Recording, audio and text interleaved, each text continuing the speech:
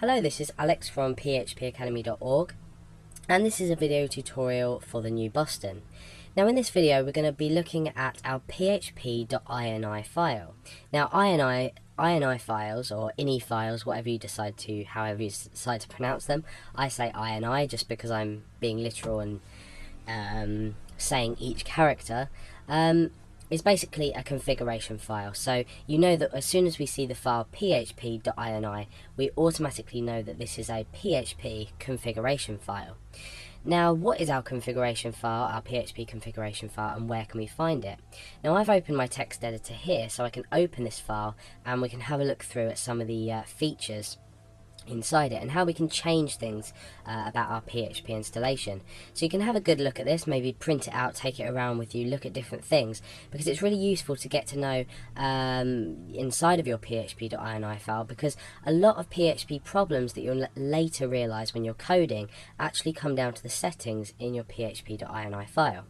So let's create an open dialog, open up an open dialog. Now you can see that at the moment I'm in c:\\examp/php. Now this is because I'm running an xampp package. You can see here I've got my xampp control panel open, and I've got Apache MySQL running, blah blah blah. This is just my package that I've installed that contains Apache along with PHP installed with Apache. So this is our folder with PHP, and it's got all the information and the runtime DLLs about with regards to our PHP installation. Now obviously the file we want is, let's just find it, it would be here, is php.ini. So this is the typical location, depending on whether you've installed PHP yourself, if you've installed Apache and PHP yourself, or if you're using a package such as xampp, lamp, some of the others ones, we've got wamp, I think. So let's go ahead and just open up our php.ini. Now obviously if you are having trouble finding this, you can just do a local search on your computer. Just make sure it looks like it's in a sort of relative location to your local web server. Okay, so when we open up this file, you notice that we have a warning and a bit about php.ini. Now this is very important. By default, PHP installs itself with a configuration suitable for development purposes and not for production purposes.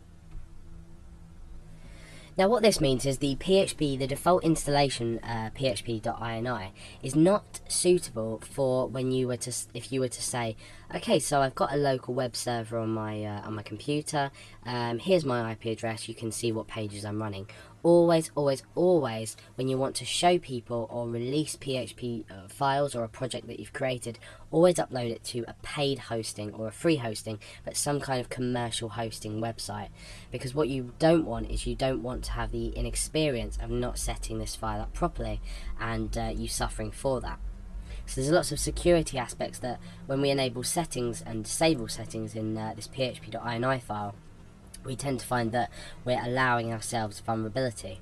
So we can go down, you can see the standard syntax in here is that we've got the semicolon as end of a line. So, well, as a comment in this purpose. So you can see that we've got loads of semicolons here that are basically just commenting this out. So this won't be processed by PHP.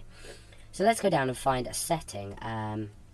Okay, so you can see that things like engine on is not commented out. So these are settings that are currently in use and that you can modify. So let's go down and find something that we might change.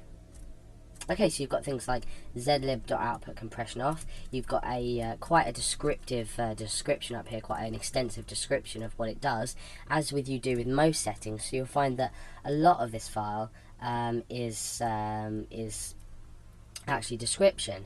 So we're not going to change any settings now, we'll leave that till later when we need to. We're going to talk about things like error handling and how we can change this inside our php.ini file. Just one more note is when you make a modification to php.ini, if you were to say print this out and go through and read it, and you might get to a stage in your programming where you know that you want to change a value. Now once you've changed a value and you've saved the file, so you go file and save, that's absolutely fine. However, what you need to do is you need to either restart Apache manually, or you need to bring up your XAMPP or similar control panel and stop this service before you restart it.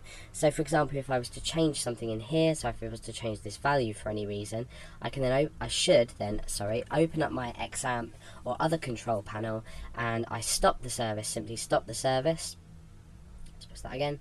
Okay, so the service is now stopped. We can click start again, wait till that starts back up, and it's running again. Now what we've done is PHP has taken into account the changes that you've made and will now process them according to what you've written. So my strong recommendation will be to have a look through this, see if anything catches your eye, get to know different values and what they do, and read some of the descriptions if you have time, because it's a really either file to know what you're doing with. A lot of PHP problems that crop up, like I said, are to do with files or to do with the values in this either being disabled or enabled or switched to something that not allowing a certain piece of code that you're using or sort of method you're using on your website or code not to work. So php.ini file is basically the PHP configuration file for PHP. Have a browse around it, and hopefully it will be of some use to you in the future.